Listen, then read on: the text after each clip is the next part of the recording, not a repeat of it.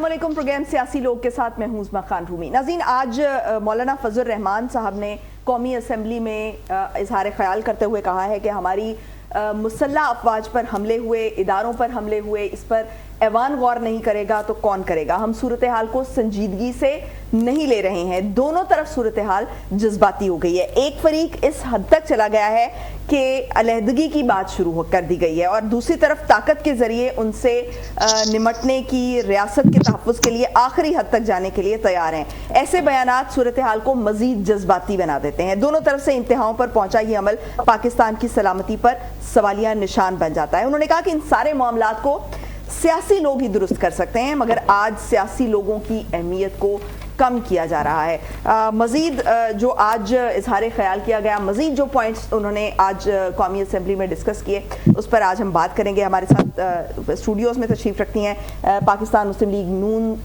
की रहनुमा हैं उस्मा कारदार साहिबा। उस्मा साहिबा, प्रोग्राम में खुशामदीद कहूँगी आपको। पाकिस्तान पीपल्स पार्टी के रहनुमा अखवंजादा चटान साहब हमारे साथ स्काइप लाइन पर मौजूद हैं। अखवंजादा चटान साहब, आपको प्रोग्राम में खुशामदीद। तज्ज़ियाकार आयशा नुमान साहिबा भी हमारे साथ स्काइप लाइन पर मौजूद हैं। आयशा, आपको भी मैं प्रोग्राम में वेलकम करती हूँ।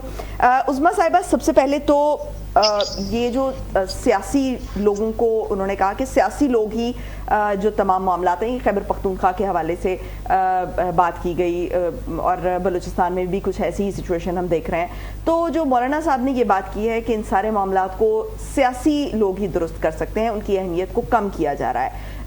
क्या आप ऐसा समझती हैं कि ये ऐसा ही हो रहा है? क्योंकि इस वक्त गवर्नमेंट जो है केपी में तो पीटीआई की है, मतलब एक डेमोक्रेटिक गवर्नमेंट है। जी, बहुत शुक्रिया उस्मा। बिस्मिल्लाहिर्रहमानिर्रहीम। मौलाना ने कुछ मेरे ख्याल में कोई बड़ी कोई गुड किस्म की बात की है, कोई क्लैरिटी के साथ उन्होंने कोई बात नहीं की है। अगर आप मुझसे पूछें तो पाकिस्तान जो है वो एक स्ट्रगलिंग डेमोक्रेसी है, लेकिन पिछले 15 साल से आपने देखा कि सारी जो हुकूमतें आई हैं वो जमहूरी हुकूमतें थीं। उन्होंने अपने पूरा अपना टेन्योर, अपना मुद्दत पूरी की और उसके बाद फिर इलेक्शंस के थ्रू नई गवर्नमेंट आई और जो लास्ट वाली भी गई वो ऐन आइनी तरीके से जो थी उनकी, चूंकि मेजॉरिटी ख़त्म हो गई थी तो आइन कहता है कि अगर आपकी मेजॉरिटी ख़त्म हो गई है तो फिर आपको कुर्सी छोड़नी पड़ती है। तो मुझे नहीं समझ आती कि मौलाना साहब क्यों कह रहे हैं कि सियासी जमातों को कम इम्पोर्टेंस दी जा रही है। ज़्यादातर बलूचिस्तान के हवाले से ये बात कर रहे हैं। देखिए, बलूचिस्तान का जो हमारे मामलात हैं उसमें बहुत सारे बैरूनी भी एलिमेंट्स शामिल हैं और मुदाखलत बहुत ज़्यादा है बाहर से। सबसे पहले तो इंडिया है जो हर वक्त, कुलभूषण आपको याद है, हर वक्त उनकी कोशिश होती है कि हमारे अंदर आके इंतशार फैलाएं, लोगों को उकसाएं बगावत के लिए। फिर अफगानिस्तान से जिस तरीके से वहाँ पर ये अलगार होती है, पोरस बॉर्डर्स हैं, पश्तून फैमिलीज़ हैं जो, और रीग्रुपिंग ऑफ तालिबान, वो भी सारा अफगानिस्तान में उन्होंने दोबारा अपना वो नेटवर्क एक बनाया है। फिर ईरान से भी हम लोगों को इसी तरह से लोग आते हैं और तो ये बहुत सारी बैरूनी ताकतें हैं जिनकी नज़रें बलूचिस्तान पे हैं, क्योंकि वो मादनियाती तौर पे एक बहुत रिच और फर्टाइल लैंड है। आप चाहे सोना देख लें, चाहे कॉपर देख लें, चाहे आयरन देख लें, चाहे गैस देख लें, अल्लाह ताला ने बलूचिस्तान में खजाने बेतहाशा हैं जो कि अंडरग्राउंड हैं। तो सबकी नज़रें वहाँ पे हैं। अब ये जो रियासत पे हमले आवर हो रहे हैं लोग, उनको कौन उकसाता है, उनको कौन पैसा देता है, कहाँ से उनके पास इतने जदीद हथियार आते हैं? तो ये सारी बातें जो हैं इदराक है इसका हुकूमत को और रियासत को, और उनसे अब आहनी हाथों से निपटा जाएगा। ये जिन लोगों ने मासूम लोगों को कत्ल किया इतने बेईमाना तरीके से, वो बलोची नहीं थे, वो पाकिस्तानी नहीं थे, वो दहशतगर्द थे। जो बलोची है वो कभी भी इस तरह से खून नहीं बहाएगा किसी का। तो हमने ये अब बहुत हो गया, ये जो यलगार बाहर से आ रही है उसको हर तरीके से ख़त्म करना है और इसको ख़त्म करने का एक ही तरीका है कि एक ऑपरेशन क्लीन अप होगा और हम अपने बलोच बहन भाइयों के साथ खड़े हैं। हमारा दिल उनके लिए उतना ही धड़कता है, उतनी हमें उनसे मोहब्बत है। وہ بے شک ایک نگلیکٹڈ پروونس رہی ہے، لیکن اب ایسا نہیں ہے. اب پوری ہماری توجہ ہے کہ اس میں اسی طرح سے ہم لوگوں کی فلاح و بہبود کے لیے کام کریں، ان کے لیے سکولز، ان کے لیے ہسپتال، ان کی جو زندگیاں ہیں وہ بہتری کی طرف جائیں، ان کو یہ نہ محسوس ہو کہ کوئی کمی رہ گئی ہے. تو اس کے لیے اب ہم کوشاں ہیں. ٹھیک. اکمل زادہ چٹان صاحب، آپ کیا سمجھتے ہیں، کیونکہ سیاستدان ہی معاملات کو ڈیل کرتے ہیں، چاہے وہ کے پی والا معاملہ ہو، بلوچستان میں کچھ الگ معاملات ہیں، لیکن جو کے پی کے ہے وہاں پر تو ہم نے دیکھا کہ جو پچھلی گورنمنٹ تھی، پچھلی مینس جو پی ٹی آئی کی گورنمنٹ تھی، اس میں مذاکرات کرنے کی بھی کوشش کی گئی، کچھ لوگوں کو جو ٹی ٹی پی کے لوگ تھے ان کو سیٹل کرنے کی بھی کوشش کی گئی، لیکن ہم نے یہ دیکھا ہے، ہمارا ماضی کا سبق یہ ہے کہ ان لوگوں کے ساتھ ہمیشہ آہنی ہاتھوں سے نمٹنا پڑتا ہے. آپریشنز ہی واحد صورتحال ہمیں نظر آتے ہیں، کیونکہ جب مذاکرات کی بات ہوئی ہے تب ہم نے بہت زیادہ نقصان اٹھایا ہے. تو اس وقت جو مولانا فضل الرحمان ایک سٹیٹمنٹ اس حوالے سے دے رہے ہیں کہ ان دہشت گرد جماعتوں کے ساتھ اگر مذاکرات کی بات کر رہے ہیں تو اس میں کس حد تک سچائی ہو سکتی ہے یا فیکٹس ہو سکتے ہیں، یا آپ کہہ لیں کہ یہ کس حد تک کارگر ثابت ہو سکتی ہے یہ چیز؟ بسم اللہ الرحمن الرحیم. دیکھیے جی، سب سے پہلے بات تو یہ دہشت گردی جو اس ملک میں ہے، یہ ہمارے اپنے اندرونی اور بیرونی جو غلط پالیسیاں ہیں ان کی وجہ سے ہم نے خود اپنے آپ پہ دہشت گردی مسلط کی ہے. میں مانتا ہوں اس میں باہر کا بھی ہاتھ ہوگا. کیا ہماری خواہش نہیں ہے کہ انڈیا کو ہم توڑ دیں؟ تو کیا ہم نے وہاں پہ کچھ کیا یا کر سکتے ہیں؟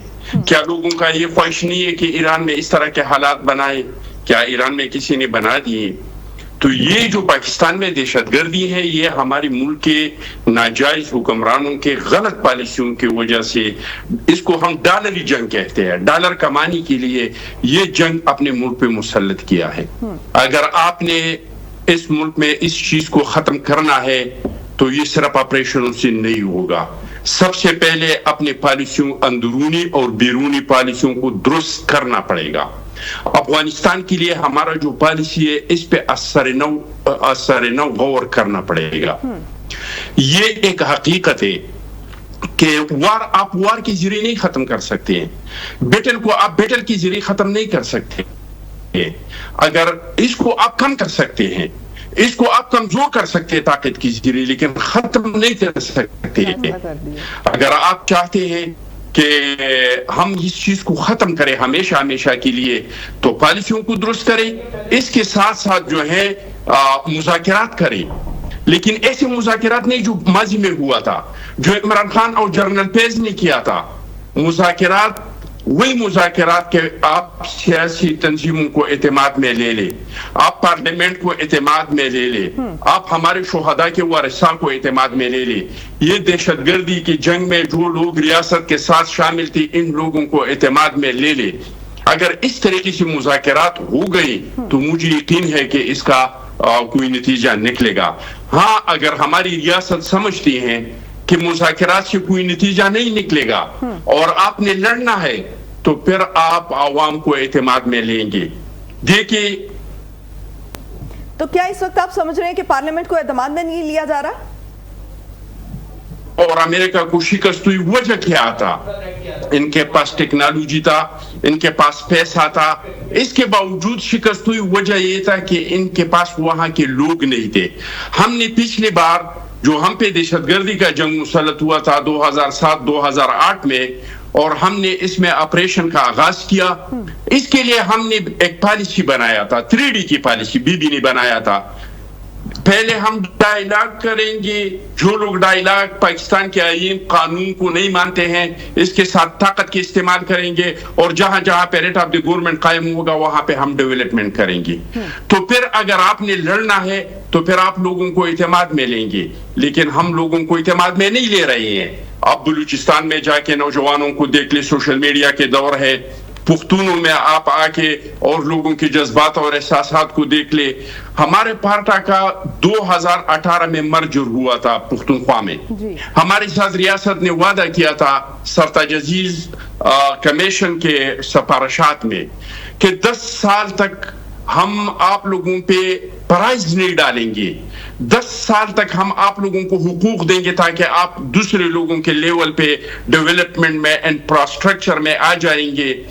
इसके लिए 10 साल तक हम आपको 100 अरब रुपए सालाना देंगे ताकि 5 साल आप लोगों का रिहेबिलिटेशन हो जाए। जो दहशतगर्दी की जंगों में आप लोगों की जो नुकसानात हुए, पुल तबाह हुई है, स्कूल तबाह हुई है, बिल्डिंग तबाह हुई है, सड़कें तबाह हुई है, ताकि 5 साल आप लोगों का रिहेबिलिटेशन हो जाए और 5 साल आप लोग इतना तरक्की करें कि पुख्तनख्वा की दूसरे डिस्ट्रिक्ट का इंफ्रास्ट्रक्चर जिस लेवल पे है कि इस लेवल पे आप लोग भी आ जाए। 2018 से लेकर आप हिसाब लगाए कितने साल हो गए, हमें एक दमड़ी जो है वो नहीं मिला है जो हमारे साथ रियासत ने वादा किया था। उल्टा हम पे कभी टैक्स लगाते हैं, जो प्राइस है हमारे स्टूडेंट्स के जो कोटा था वो खत्म कर दिया, हमारी नौकरियों में जो कोटा था उसको खत्म कर दिया। यानी उलट हो रहा है। हमारे साथ जो वादा हुआ था कि आप लोगों को हुकूक देंगे लेकिन प्राइस आप लोगों पे नहीं डालेंगे। हुकूक तो हमें एक दमड़ी का नहीं मिला लेकिन उल्टा प्राइस हम पे डाले गए। आप लोग, हमारे पास आखिरी ऑप्शन था नौजवानों को कि चलो इफ्तियार खत्म हो जाएगा तो हम तरक्की कर लेंगे। अब इफ्तियार भी खत्म हुआ, हमने तरक्की नहीं किया तो लोगों में मायूसी है। पिछली बार हमारे लोग रियासत के साथ इस दहशतगर्दी की जंग में जो खड़े थे, रियासत ने उसको ये श्योरिटी दी थी कि हम आप लोगों को सिक्योरिटी देंगे, हम आप लोगों को तहफ्फुज़ देंगे। लेकिन जब हमने दहशतगर्दी की जंग पे काबू पा लिया तो इसके बाद इन लोगों को बिल्कुल अल्लाह के असरे पे छोड़ दिया और फिर दहशतगर्द एक एक करके वो जिन लोगों ने लश्करें बनाए थे, वो लोग जिन अपनी रियासत के साथ दहशतगर्दी की जंग में खड़े थे, वो एक एक करके टारगेट हो गए। तो मैं समझता हूं कि जो दहशतगर्द है इनका एजेंडा वाज़ेह है, इनका टारगेट बिल्कुल क्लियर है कि हमने क्या करना है। लेकिन जो हमारा रियासत है इसके पॉलिसी का मुझे नहीं पता कि इस चीज को खत्म करने के लिए इनका पॉलिसी क्या है। इसके लिए तो हमने एक नेशनल एक्शन प्लान बनाया था। मुझे कोई बताए कि वो नेशनल एक्शन प्लान पे हमने कितना अमल दरामद किया। इस पे सिर्फ इतना अमल दरामद हुआ कि फौज ने ऑपरेशन किया, जहां पे दहशतगर्दों के ठिकाने थे, जहां पे उनके मराकज थे, उनको खत्म कर दी। लेकिन सिविलियन गवर्नमेंट का जो काम था वो अभी तक नहीं हुआ। न मदरसा इस्लाहात हुई, न दहशतगर्दों का जो फंडिंग है उसको रुका गया, बल्कि हमारे पुख्तनख्वा में बाकायदा पीटीआई हुकूमत की तरफ से सर्कुलेशन जारी हुआ है कि जो ठेकेदार सरकारी काम करेंगे वो दहशतगर्दों को 20% कमीशन जो है वो दहशतगर्दों को देंगे। हमारा चीफ मिनिस्टर खुद दहशतगर्दों को बत्ता दे रही है, इनकी वो जरा बत्ती दे रही हैं। इलेक्शन में पीटीआई के हर एक कैंडिडेट ने इनसे 50-50 लाख रुपए मांगा गया था, फिर किसी से 30 लाख रुपए लिया, किसी से 9 लाख रुपए लिया। तो हमारे पास कोई स्ट्रेटेजी नहीं है। तो जब आपके पास कोई स्ट्रेटेजी नहीं होगा तो आप किस तरीके से उसको कायम, इस चीज को खत्म करेंगे। पहले, सबसे पहले वजीर आजम को चाहिए कि वजीर आजम आल पार्टी सियासी मीटिंग बुलाए, फिर पार्लियामेंट को बंद कमरा इजलास बुला के इसको ब्रीफिंग दे दे और इसके लिए हम कोई पॉलिसी बनाए, चाहे वो मुज़ाकरात की हो, चाहे वो लड़ाई का हो, जो भी पॉलिसी हो, चाहे वो अपनी पॉलिसियों को चेंज करने का हो, लेकिन लोगों को इत्मीनान में ले ले। और अगर इस तरह हम मुज़ाकरात करेंगे जिस तरह की जनरल फैज साहब और इमरान खान साहब ने किया था, तबाही के बगैर इससे हमें कोई फायदा हासिल नहीं होगा। ठीक, आयशा, कहीं ना कहीं जो लोगों के ग्रीवेंसेस हैं वो तो मौजूद हैं और इन्हीं ग्रीवेंसेस का फ़ायदा उठाकर जो दुश्मन अनासर हैं वो हमेशा वार करते हैं। आप क्या समझती हैं कि कौन सी स्ट्रेटजी बेहतर है कि इन लोगों के साथ मुज़ाकरात होने चाहिए या जो ख़ास तौर पे इस तरह की तंजीमें अगर वहाँ पर काम कर रही हैं तो उनके साथ मुज़ाकरात होने चाहिए, या इसमें ऑपरेशन वाली जो सूरत हाल है माजी के तनाजुर में इसको कैसे रखा जाना चाहिए, या ऑपरेशन आपको सूरत हाल को इसकी एक वाहिद हल नजर आता है? सबसे पहले तो देखिए, अखुनजादा साहब ने जो अभी गुफ्तगू की है, मैं उनसे मनोन इत्तफाक करती हूँ और इस बात से भी इत्तफाक करती हूँ कि रियासत की अभी तक कोई भी वाज़िया पॉलिसी जो है वो सामने नहीं आ सकी। बलोचिस्तान का मामला इस कदर बिगड़ चुका है कि शायद हुकूमत जो है वो इसको अभी तक सीरियस नहीं ले रही। मोहसिन नकवी साहब की तरफ से भी बड़े मजाका खेज किस्म के बयानात आ रहे हैं और अभी अभी उज़मा कारदार साहिबा ने जो गुफ्तगू की तो मुझे तो ऐसा लगा जैसे सारा मामला जो है वो हल हो चुका है। मामला ही कोई नहीं है। देखिए जहां पर हमारी रियासत की, जहां पर हमारी सियासी जमातों की, जहां पर हमारी सियासी रहनुमाओं की नाअहली होती है, वहां पर हम बड़े आराम से जो है बैरूनी हाथों को जो है जिम्मेदार ठहरा देते हैं। कैसे जिम्मेदार है भाई? आप ये बताइए, आपने बैरूनी हाथों को रोकने के लिए क्या पॉलिसी बनाई थी?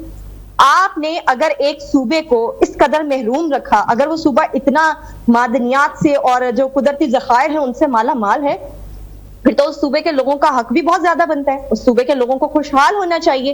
क्यों अब तक बलोचिस्तान के जो लोग हैं वो अभी तक अपनी जरूरियाती जिंदगी जो है उनसे भी महरूम है?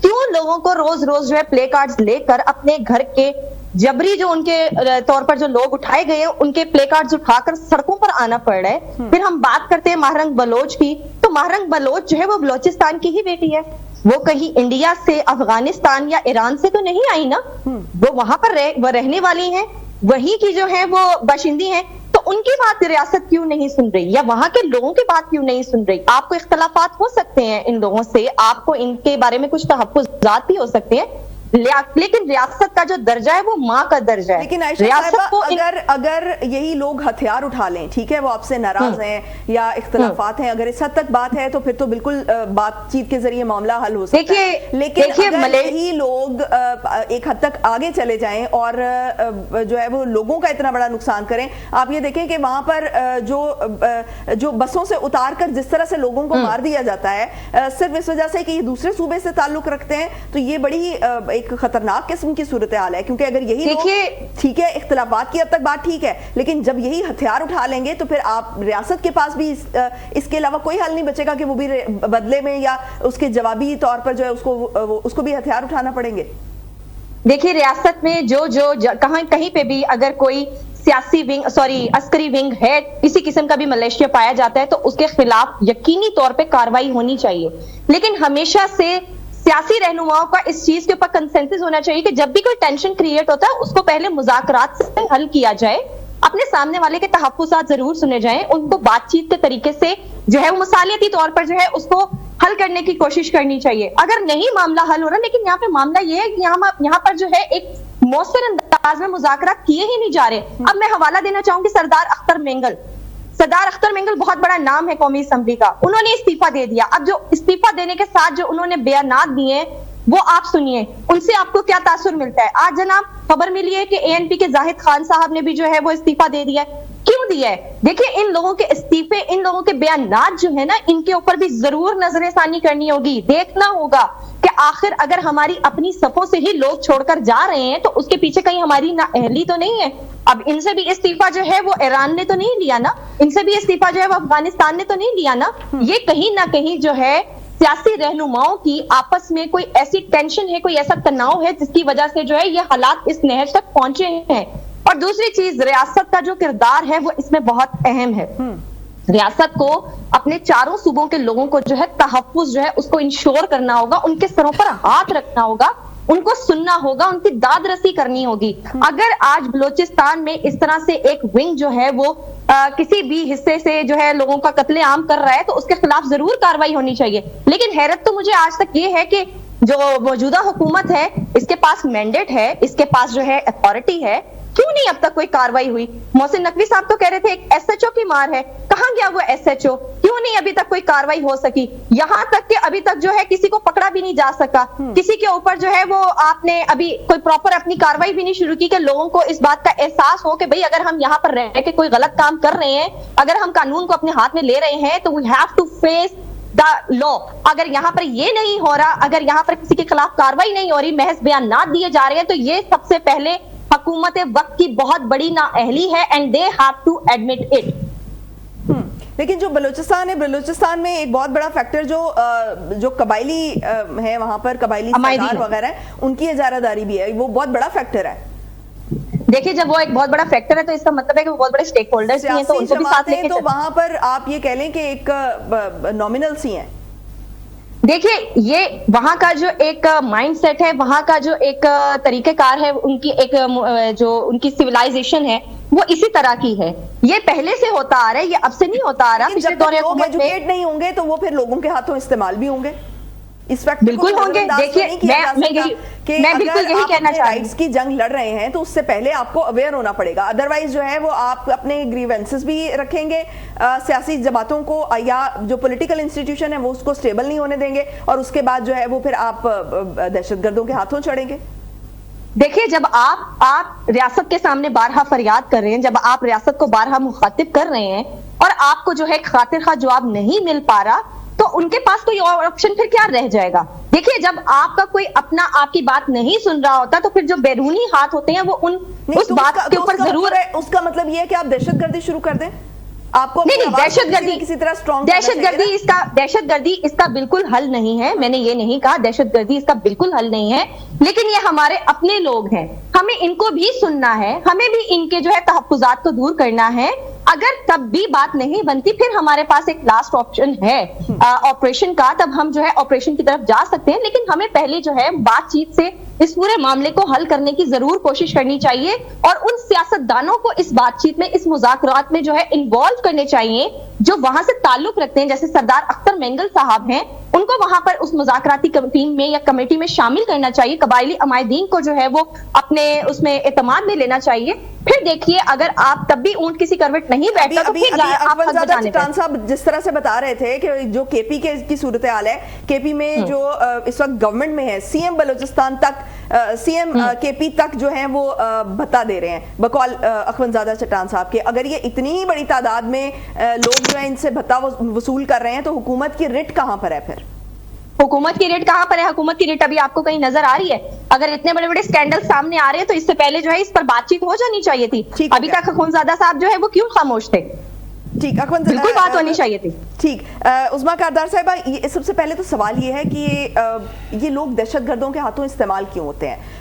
क्या उनके ग्रीवेंसेस हैं? क्या हुकूमत उनको प्रॉपर सुनती नहीं है? क्या मसाइल हैं उनके?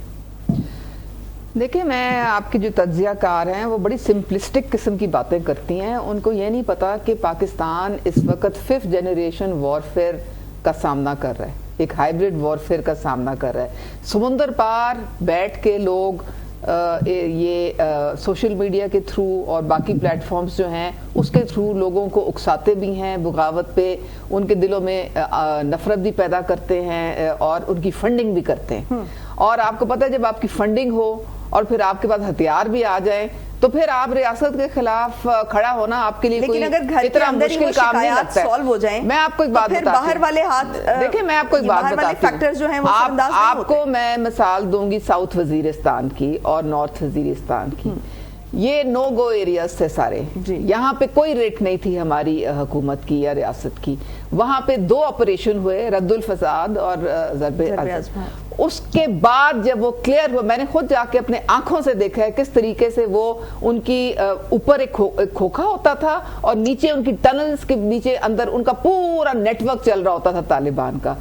उनको जब वहां से साफ किया है वो इलाका और उनको फारिग किया है सबको, उसके बाद वहां पे डेवलपमेंट शुरू हुई है। आप जाके आज वजीरिस्तान को देखें, वहां पे सड़कें, वहां पे स्कूल, वहां पे अस्पताल, हर किस्म की मैंने खुद देखा जाके, आप भी जाके विजिट करें। हाँ, मैं खुद गई हूँ, मैंने देखा है कि वहां पे अब लोगों के लिए एक पूरा हर तरीके से उनके वेलफेयर के लिए काम हो रहा है। इसी तरह से बलूचिस्तान में भी आपका ख्याल है जो 50 लोगों को ज़िबा किया गया है एक हौलनाक तरीके से, वो आपका क्या ख्याल है कि बलूची थे? वो आपका ख्याल है बलूची थे? वो बलूची नहीं थे, जिस तरह से वो दहशतगर्द थे। अगर ये काम वाकई इस तरह से है तो फिर उनकी शिकायत क्या है? शिकायत देखें, वहां पे एक पार्लियामेंट है, पार्लियामेंट में लोग जब आते हैं तो जाहिर है अवाम के वोटों से, वही जिस तरह से यहाँ पे बाकी सूबों में आते हैं उसी तरह से उनकी भी पार्लियामेंट है, लेकिन वो सरदारों के हत्थे चढ़ी हुई है। एक सिस्टम है, कबायली सरदार हैं, हर चीज उनके हाथ में है। और जितना पैसा NFC अवार्ड के बाद पंजाब या सिंध या KP को मिलता है, उतना ही पैसा उनको भी उनके पॉपुलेशन के हिसाब से मिलता है। अब उनका फर्ज नहीं है कि वो डेवलपमेंट के काम आगे बढ़ाएं और वो पैसा जो है वो उसके लिए उससे स्कूल बनाएं, लोगों की जिंदगी बेहतर करें, उनसे अस्पताल बनाएं। तो अब उनसे पूछे ना कि वो सारा पैसा जो उनके पास जाता है वो किधर जाता है, इसका किसी ने हिसाब कभी लिया है? اس کا بھی مجھے کوئی جواب دے دینا. وہاں پہ کوئی آپ کے خیال میں جو کے پی میں ابھی جو اخونزادہ چٹان صاحب بات کر رہے تھے کہ کے پی میں جو ایک ری ایبلیٹیشن کی بات ہو رہی تھی, کیا آپ کے خیال میں وہاں پر پیسہ لگا ہے اور پیسہ پہنچا ہے وہاں پر؟